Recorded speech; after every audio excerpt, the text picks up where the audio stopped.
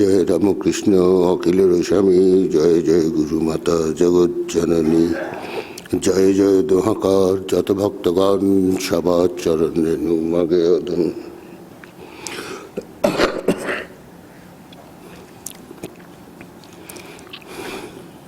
প্রত্যেকবার একটা জিনিস দেখছি, কিছুদিন যাবৎ শরীরের অবস্থা গোলমাল হচ্ছে, মনটা নয়, শরীর মন এক নয়। কিন্তু এখানে এলেই এখানে যে সমস্ত ভক্তিমান কিছু মানুষ আছেন, ভক্তিমতী কিছু মা আছেন, যাদের ভক্তিটা একটা চমৎকার রঙের সৃষ্টি করে, একটা বলয় সৃষ্টি করে, যেটা যেন চোখ বন্ধ করলেই বেশ বোঝা যায় যে সেই বলয়টি, অর্থাৎ ভক্তির যে বলয়, আপনাদের আন্তরিকতার যে বলয়, সেইটি আমার হৃদয়তন্ত্রীতে ঝঙ্কার তোলে। তখন কোথায় শরীর আর কোথায় কি? আজকে প্রথম শুরুটা করছি আমরা। সেদিন অনেক কথা বলেছি, অত কথার মধ্যে যাব না। শুধু একটা গুরুত্বপূর্ণ কথা সেদিন কিন্তু বলেছিলাম, আপনাদের খেয়াল থাকবে নিশ্চয়ই যারা ছিলেন। সেটা হচ্ছে যে সুরেন্দ্রনাথ মদ্দব, যিনি সাধু টাধু দেবতা মানতেন না, সেই সুরেন্দ্র শেষ পর্যন্ত তার ঠাকুরের সংস্পর্শে এসে ক্রমশ একের পর এক ধাপ পেরিয়ে এত উঁচুতে উঠলেন, অকল্পনীয়। এবং তিনি পরবর্তীকালে ঠাকুরের সাক্ষাৎ দর্শন পেলেন তার ঠাকুর ঘরে। তিনি বসেছেন জপ করতে, সেখানে ঠাকুর এসে দেখা দিই, ওই সরু লাল পেড়ে কাপড় কাঁধের ওপরে ফেলা। আরে সুরেন্দর, কি করছিস তুই? আমার ছেলের পথে পথে ঘুরছে, ব্যবস্থা কর।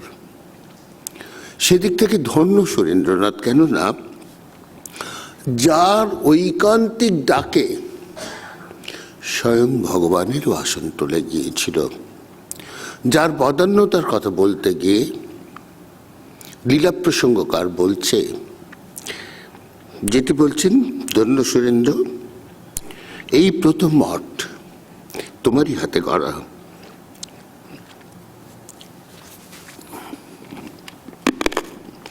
দানান শেষ করি, তা না হলে মুখে লালা আসবে। আগে আমি যদি ক্লাসে থাকতাম, কোনো ছেলে যদি কিছু খেত, বলতাম বাইরে থেকে আগে খেয়ে এসো। এখন আমার বেলা কি করব? সেইটাই হচ্ছে প্রশ্ন। কেন রাখতে হয়েছে? আপনারা অনেকেই কাশছেন, আর আমি তো বুড়ো, 4 বার নিউমোনিয়া, এটা 4 বারে চলছে, কিন্তু তবুও বলবো, I am the happiest man in this world. Now a question may peep in your mind. আমি just সবচেয়ে সুখী কেন? সেখানে শরীর থাকলে রোগ জ্বালা থাকবে, তাকে এড়িয়ে চলা যায় না। যার জন্য এবার আমি একটা প্রতিজ্ঞা করেছিলাম, ডাক্তারদের পাল্লায় আর পড়বো না, নিজে নিজেই দেখি। এবং তাতে একটু সময় লাগলো ঠিকই, কিন্তু ভালো তো আছি। ওই যে বলয়ের কথা বললাম, রঙিন বলয়, তার ঝঙ্কারের আকর্ষণে আমাকে ছুটে আসতে হয়। যাই হোক, কাজেই ধন্য সুরেন্দ্র, এই প্রথম মঠ তোমারই হাতে করা, তোমার সাধু ইচ্ছায় এই আশ্রম হইল। তোমাকে যন্ত্রস্বরূপ করে ঠাকুর রামকৃষ্ণ তাঁর মূল মন্ত্র কামিনী কাঞ্চন ত্যাগ, সেটা মূর্তিমান করলেন। ঠাকুর কিন্তু ঠিক করে রেখেছেন কাকে দিয়ে কি কাজ করাবেন। তা না হলে এমন মানুষকে আমি চিনি, যিনি কোনোদিন কোনো কিছু লেখালেখি ভেতরে খুব যে প্রবেশ করেছেন তা না, তাকে দিও,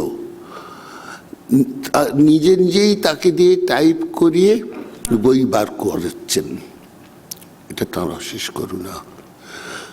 যত রোগ শোক থাক, যদি তাকে মনে রাখতে পারি আমরা, তাহলে কিসের রোগ, কিসের শোক?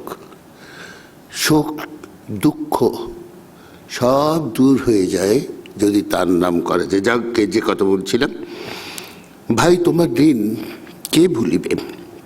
মঠের ভাইরা মাতৃহীন বালকের ন্যায় থাকিতেন, তোমার অপেক্ষা করতেন, তুমি কখন আসবে? আজ বাড়ি ভাড়া দিতে সব টাকা গেছে, আজ খাবার কিছু নেই, কখন তুমি আসবে?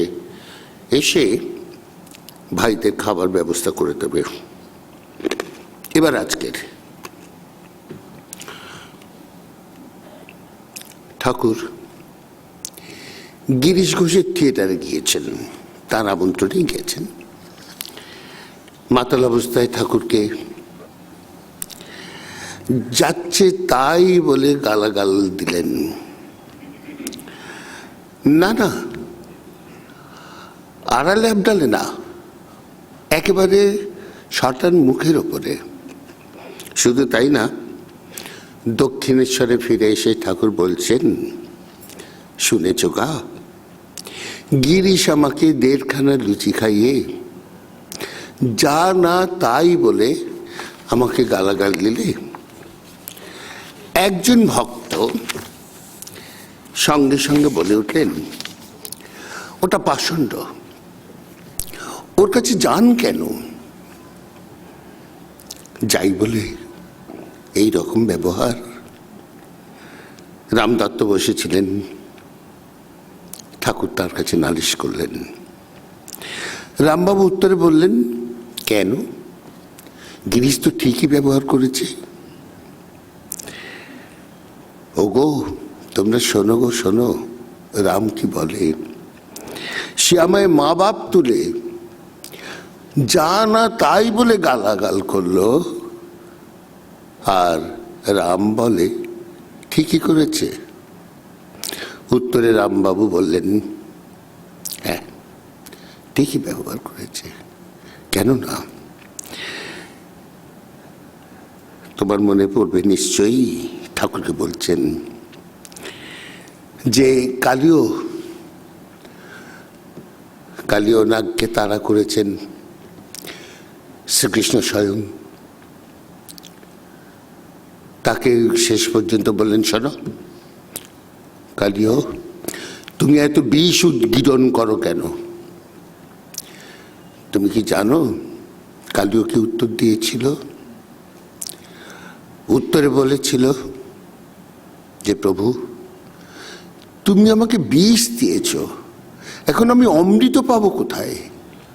কাজেই তুমি যা গিরিশকে দিয়েছ সেটা দিয়েই তো সে তোমার পুজো করেছে। তো তবে কি তার বাড়িতে যাওয়াটা ঠিক হবে? ভক্তদের অনেকেই সমস্যারে বলে উঠলেন, কখনোই না। এইবার ঠাকুর তার স্মিত হাসিতে মুখখানি ভরিয়ে তুলেছেন। কেন? এবার সমস্ত ভক্তকেই হতবাক করে দিয়ে আমাদের এই পতিত পাবন ঠাকুরটি চললেন জীবোদ্ধার করতে। আপনাদের মনে পড়বে নিশ্চয়ই, যে পুতনা শিশু গোপলাইকে, শিশু কৃষ্ণকে বিষ দিয়ে হত্যা করবে ঠিক করেছিলেন, সেই পুতনা অত্যন্ত স্নেহের সঙ্গে কোলে তুলে নিয়েছিলেন। কিন্তু এই যে তার গুণ, তাকে আদর করে বাৎসল্যের সঙ্গে, অত্যন্ত স্নেহের সঙ্গে কোলে নিয়েছেন, মাতৃত্ব তখন হৃদয়ে জেগে উঠেছে। কিন্তু কংসের যে নির্দেশ,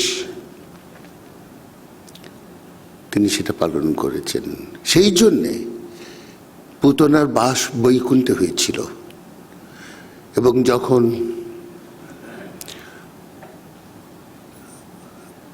ব্রহ্মার পুত্র মানসপুত্র চতুষ্টয় ওরা বলেছিলেন, তোমাকে মানি না, কেন তোমার রাজত্বে বিচার নেই, যে পুতনা তোমাকে হত্যা করতে গেল সে কিনা বৈকুণ্ঠে বাস করছে।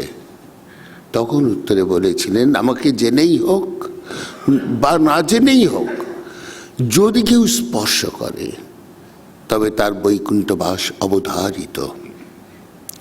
সেই ঠাকুর তার মুক্তি স্বভাবসিদ্ধ হাসিতে, স্মিত হাসিতে ভরিয়ে তুললেন, চললেন জীবোদ্ধার করতে।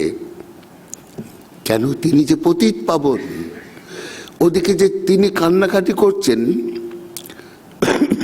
সেই কান্নাকাটির যে দুঃখ কষ্ট সেটা তার বুকে এসে বাজছে, বিঁধছে তীরের মতো। তিনি কি থাকতে পারেন? তিনি যে নারায়ণ, অপরের কষ্ট তিনি সহ্য করতে পারেন না। কেউ যদি ভক্তির সঙ্গে তাকে ডাকেন, তিনি না গিয়েও থাকতে পারেন না। এইখানেই হচ্ছে ভগবান আর মানুষের তফাৎ। মানুষ, আপনার কাছে আমি 999টা ভালো করে একটা ভুল করলাম, এই ভুলটা ধরেই সারা জীবন চলবেন। কিন্তু ভগবান সব ভুল মাফ হয়ে যায় একবার যদি এক ফোঁটা চোখের জল তার জন্য ফেলে তাকে ডাকি। কিন্তু মনে রাখতে হবে, চোখের জল কেন ফেলছি? নিজের কোনো সাংসারিক দুঃখে, অথবা তাঁরকে পাচ্ছি না বলে সেই দুঃখে। যেই ডিফারেন্সিয়েট, যেই একটু পৃথক করতে পারলেন, তখনই হয়ে গেল। এবার ঠাকুর বললেন, রাম তবে চলো, তোমার গাড়িতেই একবার সেখানে যাই। সেখানে গিয়ে দেখলেন ওদিকে প্রকৃতিস্থ হয়ে গিরিশ নিজের অপরাধ স্মরণ করে মাটিতে লুটিয়ে কান্নাকাটি করছেন। ঠিক এই সময় ঠাকুর গিয়ে উপস্থিত, জিনিসটা চোখের সামনে ভাসান। তিনি বুঝতে পেরেছেন দারুণ অপরাধ করেছেন। জ্ঞান ফেরার পর মাতালরা যা যা বলে সব ভুলে যায় না। তখন মনে হল, ছি ছি, কি করেছি আমি? তিনি নিজে আহার ত্যাগ করলেন, হলো না তাতেও। উঠোনে লুটিয়ে কান্নাকাটি করছেন। ঠিক এই সময় ঠাকুরকে দেখে তিনি বলছেন, দেখো বাপু। দেখেই তাঁর শ্রীপাদপদ্মে লুটিয়ে প্রণাম করে কাতস্বরে বলছে, ঠাকুর, আজ যদি তুমি আমার কাছে না আসতে, বুঝতাম তোমার নিন্দা স্তুতিতে এখনো মন রয়েছে। তুমি নিন্দার স্তুতির ওপারে যেতে পারোনি। এখন বুঝেছি, শুধু বুঝেছি নয়, তখন বুঝেছি যে তোমার যদি দেখতাম না আসতে, তাহলে বুঝতাম তোমার পরমহংস নামের অধিকার তুমি হারিয়েছ। আজ বুঝেছি তুমি সেই আর আমায় ফাঁকি দিতে পারবে না। বলো, তুমি আমার ভার নেবে, আমায় উদ্ধার করবে। এই হচ্ছে ভক্তের চোখের জলের হিসেব নিকেশ করতে হয় ভগবানকে। গিয়ে তাকে সান্ত্বনা দিতে হয়। স্বয়ং ভগবান গিয়ে সান্ত্বনা দিচ্ছেন। এর থেকে বড় কথার কি আছে? এদিকে রামদত্ত, যিনি ঠাকুরের কাছে যাতায়াত করছেন, ঠাকুরকে দেখছেন, অথচ তিনি এখন ঠাকুরের দেওয়া মন্ত্র জপ করছেন আর হরিকে ধরবার চেষ্টা করছেন, অথচ হরির সঙ্গেই ঘর করছেন, কিন্তু কিছুতেই আর হরিকে ধরতে পারছেন না। ফলে কি হলো, রামের মনে সুখ শান্তি আর কিছুই নেই, প্রাণ বড়ই ব্যাকুল হয়ে উঠেছে। কেমন করে যে হরিকে লাভ করা যায়, সেই জন্য কবি বলছেন, এখানেতে দত্তরাম নিরন্তর ঘুরে, প্রভু দত্ত মন্ত্র ফাঁদে হরি ধরিবারে, যতই করেন আশা ততই বিফল, বিফল অনুসারে হৃদয়ে অশান্তি প্রবল, অশনে শয়নে সুখ কিছু আর নাই, ভাবে কবে কিসে হরি দর্শন পাই। অথচ স্বয়ং নারায়ণের সঙ্গেই যে তিনি আছেন, এই বোধটা গড়ে উঠছে না। এই প্রসঙ্গে পৌরাণিক একটা ঘটনা মনে পড়ছে, অপ্রাসঙ্গিক হবে না, শুনুন। অনেকটা সময় নিচ্ছি কিনা আমি জানি না, যাকে সেখানে সবেমাত্র কুরুক্ষেত্রের যুদ্ধ শেষ হয়েছে। অর্জুনের মন খুব ভারাক্রান্ত। অর্জুন সারথীকে বললেন, সারথী হচ্ছেন স্বয়ং শ্রীকৃষ্ণ, বললেন, সখা আমাকে গঙ্গার ঘাটে নিয়ে চলো। বেশ, চলো। যাচ্ছেন, যেতে যেতে এক জায়গায় রথটি থামিয়ে কৃষ্ণ বললেন, একটু বসে, আমি আসছি। এদিকে এই সময় অর্জুন বসে বসে দেখছেন যে দুজন মানুষ মৃতদেহ বহন করে এনে রাখলো, কাঠও প্রস্তুত, আগুন আনতে ভুলে গেছে, আগুন আনতে ছুটল। এই সময় দুটো শিয়াল, একটা রোগা হাড় জিরজিরে খুব ক্ষুধার্ত, আর একটা মোটা সোটা। রোগা শিয়ালটা এসে ওই মৃতদেহের মাথা শুকলো, কান শুকলো, চোখ শুকলো, নাক শুকলো, মুখ শুকলো, শেষ পর্যন্ত পা শুকলো, শুকে আস্তে আস্তে চলে যাচ্ছে, মাংস না খেয়েই। তখন মোটা শিয়ালটা বলছে, অর্জুন কিন্তু জীবজন্তুর ভাষা জানতেন, বুঝতেন। মোটা শিয়ালটা বলছে, কি হে, অমন নদর দেহ না খেয়ে চলে যাচ্ছ যে? বলছে, খাবো কি, মাথা শুকে দেখলাম ওই মাথা কোথাও নত হয়নি, নাক শুকে দেখলাম কোনোদিন কোনো দেবস্থানের কাছের গন্ধও পাইনি, কান শুকে দেখলাম যে ওই কান দিয়ে কোনো দেবদেবীর কথা কখনো শোনেননি, মুখ শুকলাম, ওই মুখ দিয়ে কোনোদিন কোনো দেবদেবীর নাম উচ্চারণ করেননি, পা শুকলাম, কোনো দেবস্থানে কোনো মন্দিরে কোথাও যায়নি। ওর মাংস খাওয়া পাপ, ওর মাংস হজম হবে না, কিছুই না। অথচ অর্জুন সব শুনছেন। তাহলে তুমি ওই যে রথে বসে আছো ওকে খাচ্ছ না কেন? বলে, হাসালে বন্ধু, ওকে খাবো কি? যে নারায়ণ স্বয়ং শ্রীকৃষ্ণ, তিনি হচ্ছেন সারথী, যার পা থেকে গঙ্গার উদ্ভব,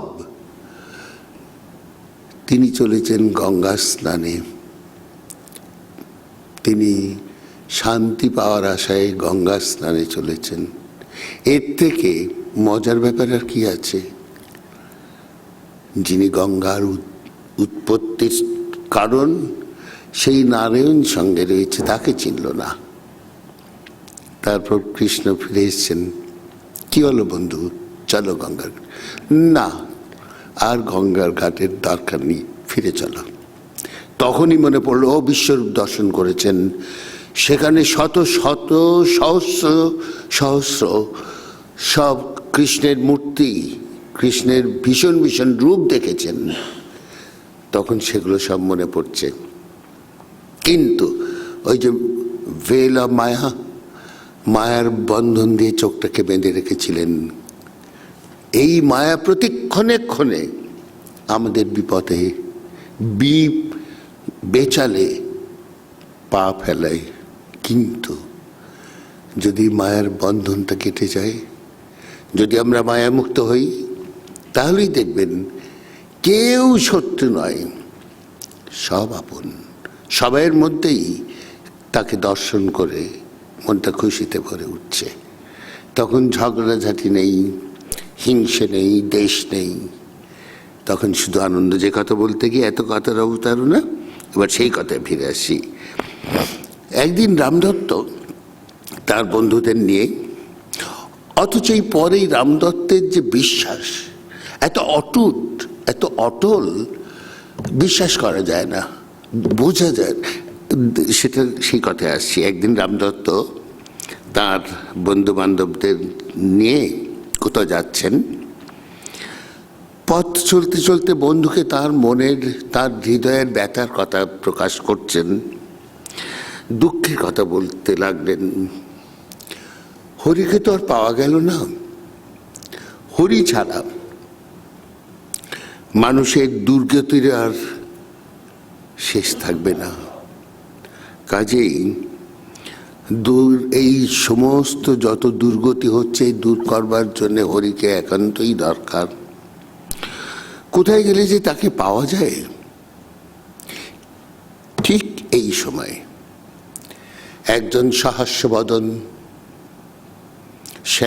শ্যামকায় পুরুষ তাদের সামনে এসে অত্যন্ত মিষ্ট ভাষায় বললেন, অত উতলা হচ্ছ কেন? কিছুদিন সবুর করো না। বলেই কিন্তু কে বললেন কথাটা, ভালো করে দেখতে গিয়ে পেছন ফিরে সামনে যত দূর দৃষ্টি যায় তত দূর দেখছেন, কোথাও দেখতে পাচ্ছেন না। হঠাৎ করে যেমন মানুষটি এসেছিলেন, তেমনি হঠাৎ করেই যেন অদৃশ্য হয়ে গেছেন। ইতিউতি অনেক খুঁজলেন, কিন্তু কোথায় যে হারিয়ে গেলেন, হাওয়ায় যেন উবে গেলেন।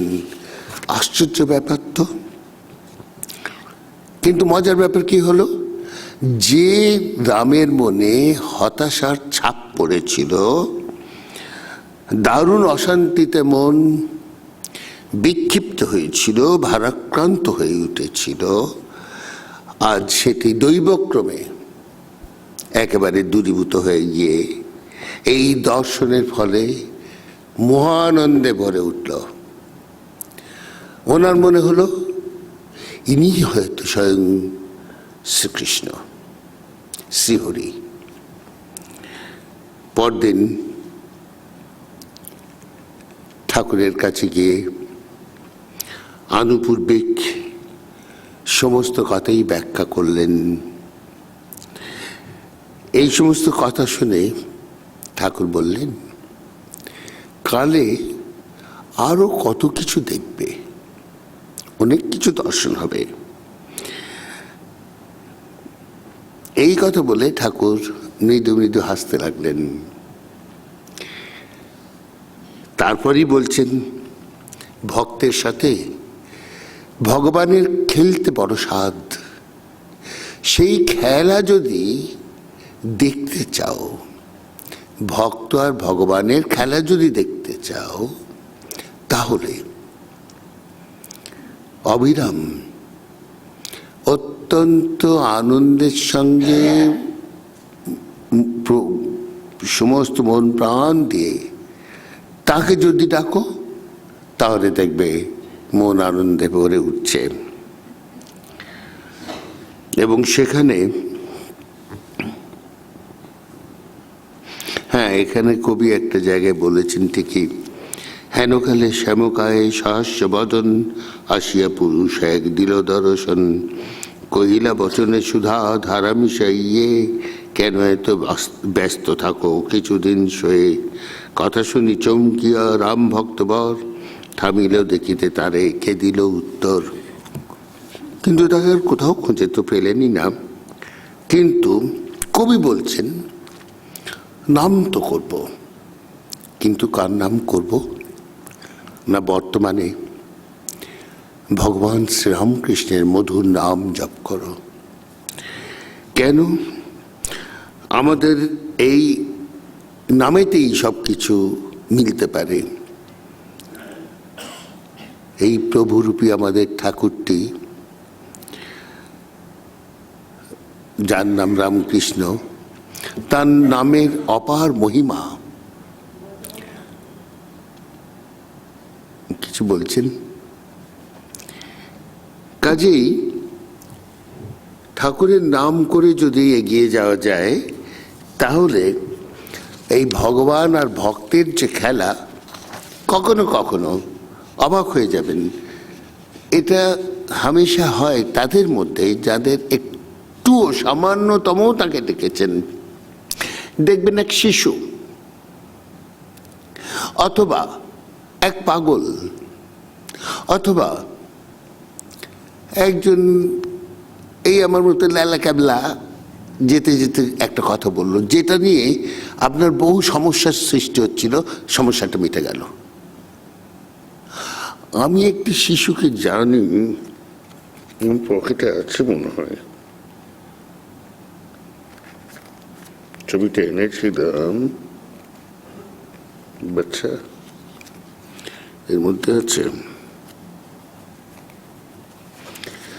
কোথায় গেলি রে বাচ্চা? এই যে বাচ্চা, কথা বলতে পারে না ভালো করে, কিন্তু এমন একটা সমস্যার সমাধান করে দিয়েছিল, এর স্বয়ং মা শারদা নন, কে বলবে?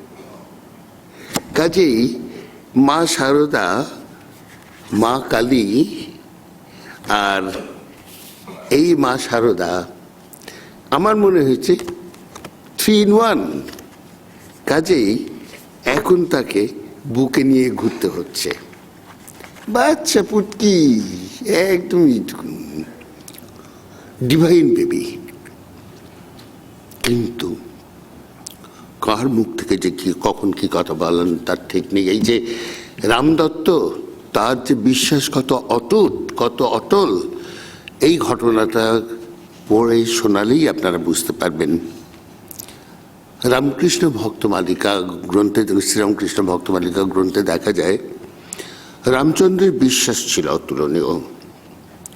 একবার রোগ শয্যাগত হইয়াও তিনি শ্রীরামকৃষ্ণের পাদতক ভিন্ন অন্য ঔষধ সেবনে সম্পূর্ণ অসম্মতি জ্ঞাপন করিলেন। বন্ধু বান্ধব, এমনকি শ্রীরামকৃষ্ণের উপদেশও সে ধনুর্ভঙ্গ পণ অটুট রহিল। সৌভাগ্যক্রমে চরণামৃতেই তাহাকে রোগমুক্ত করিল। তিনি প্রত্যহ ঠাকুরের প্রসাদ গ্রহণ না করিয়া আহারে বসিতেন না। এই জন্য প্রসাদী কোনো মিষ্টান্নাদি গৃহে আনিয়া রাখিতেন এবং স্নানান্তে উহারই এক কণিকা গ্রহণান্তে ভোজন করিতেন। একদিন প্রসাদী করাইবার জন্য কিঞ্চিত মিষ্টান্ন লইয়া দক্ষিণেশ্বরে গমনপূর্বক উহা যথাবিধি শ্রীরামকৃষ্ণের সমীপে স্থাপন করিলেও ঠাকুর তৎসম্বন্ধে উদাসীন রহিলেন। এমনকি সন্ধ্যা সমাগমেও উহা স্পর্শ না করিয়াই পঞ্চবূর্তির দিকে অগ্রসর হইলেন। আহারে বড্ড কাশি হয়েছে। যে কত রামবাবু মহা সমস্যায় পড়িলেন, গৃহে ফিরিতে হইবে, অথচ মিষ্টান্ন প্রসাদীকৃত হয় নাই, কি হইবে? ভাবিয়া স্থির করিলেন যে পার্শ্ববর্তী ডাবরে ঠাকুরের মুখামৃত আছে, উহা স্পর্শ করাইলেই মিষ্টান্ন প্রসাদে পরিণত হইবে। যেরূপ বিশ্বাস সেইরূপ কার্য। রামচন্দ্র তাহাই করিতে উদ্যত হইয়াছেন। ঠিক এমনি সময়ে ভক্তকে পরীক্ষায় উত্তীর্ণ দেখিয়াই যেন শ্রীরামকৃষ্ণ, যেন কথাটার উপর গুরুত্ব দিচ্ছি এই জন্যে, উত্তীর্ণ দেখেই যেন শ্রীরামকৃষ্ণ পঞ্চবটী হইতে ফিরিয়া আসিয়া তাহাকে ওই কার্য হইতে প্রতিনিবৃত্ত করিলেন এবং মিষ্টান্ন গ্রহণপূর্বক প্রসাদ করিয়া দিলেন। এই রামদত্ত, তার আর একটা ঘটনা এই সঙ্গেই আছে। শ্যামপুকুরে কালী পুজোর রাত্রে পুজোপকরণ উপস্থিত থাকিলেও পূজারম্ভের লক্ষণ না দেখিয়া ভক্তদের মন যখন সমস্যামগ্ন, তখন শ্রীযুক্ত রামই গিরিশচন্দ্রকে উৎসাহ দিয়া বলিলেন, যাও না, যাও, অর্থাৎ এগিয়ে গিয়ে পুজো করো না। অমনি গিরিশের অনুকরণে ঠাকুরের শ্রীপদে পুষ্পাঞ্জলি পড়িতে লাগিল এবং জয় জয় রবে কক্ষটি মুখরিত হইয়া উঠিল। এই হচ্ছে রামদত্ত, যিনি পরবর্তীকালে আমরা ঠাকুরকে নিয়ে ঘুরছি, মাকে নিয়ে ঘুরছি, কিন্তু রামদত্তর মতো অত বিশ্বাস যে ঠিক আছে, যতই শক্ত অসুখী হোক না কেন, আমি তো রোজ তাঁর পাদদক্ষাই, কি করে সারবে না? সারতে বাধ্য, সারল। আজকে এই পর্যন্ত। শ্রীরামকৃষ্ণার্পণমস্তু।